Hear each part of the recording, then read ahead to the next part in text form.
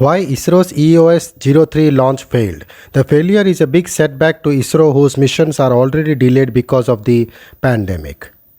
Indian Space Research Organization suffered the loss of an important Earth observation satellite during launch this morning when the GSLV rocket carrying it malfunctioned about 5 minutes from the liftoff.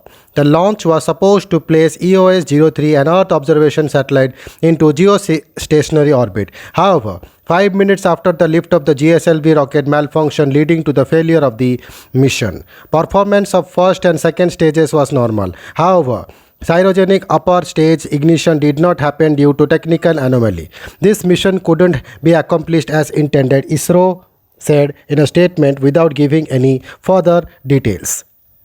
The cryogenic upper stage has an indigenously developed cryogenic engine fueled by liquid hydrogen and liquid oxygen at very low temperatures. The cryogenic stage is supposed to be much more efficient and provides greater thrust to propel heavier rockets like GSLV that are designed to carry bigger payloads into space. But these are also much more complex than conventional liquid and solid propellants.